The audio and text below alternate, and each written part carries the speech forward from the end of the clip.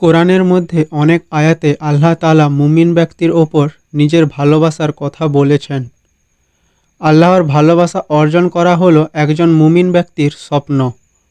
প্রত্যেক মানুষই এটা চায় যে তার মহান প্রতিপালক আল্লাহ তাকে ভালোবাসুক। মুমিন ব্যক্তির এমন কিছু গুণ রয়েছে যেগুলোর জন্য আল্লাহ তাকে খুব ভালোবাসেন, আর সেই গুণগুলো হলো: নাম্বার 1, একনিষ্ঠভাবে তওবা করা।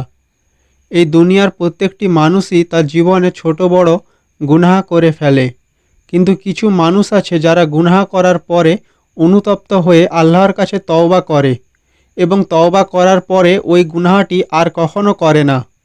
এই ধরনের একনিষ্ঠভাবে তওবাকারী ব্যক্তিকে আল্লাহ খুব ভালোবাসেন। 2 নম্বর হলো দানকারী ব্যক্তি।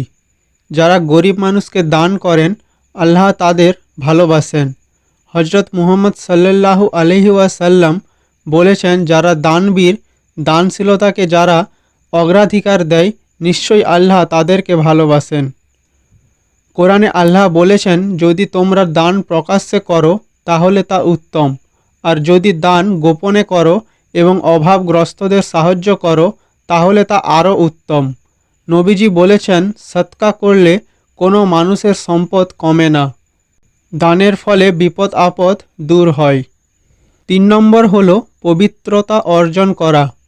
হজরত মুহাম্মদ সাল্লাল্লাহু আলাইহি ওয়াসাল্লাম বলেছেন, আল্লাহ নিজে পবিত্র, তাই তিনি পবিত্রতা অর্জনকারীদের ভালোবাসেন।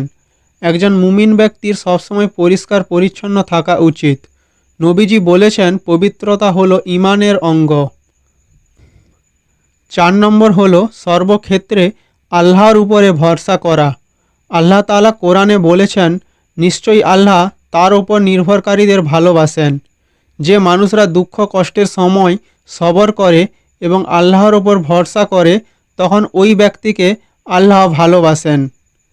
5 নম্বর হলো ন্যায় বিচারকারী। আল্লাহ তাআলা কোরআনে বলেছেন, আর তোমরা ন্যায় বিচার করো, নিশ্চয়ই আল্লাহ সুবিচারকদের ভালোবাসেন। 6 নম্বর হলো কোমলতা। আল্লাহ তাআলা কোমলতাপূর্ণ মানুষদেরকে ভালোবাসেন। যারা মানুষের সাথে বিনয়ের সাথে কথা বলে, যারা মানুষের সাথে ভালো ব্যবহার করে, আল্লাহ তাদেরকে ভালোবাসেন।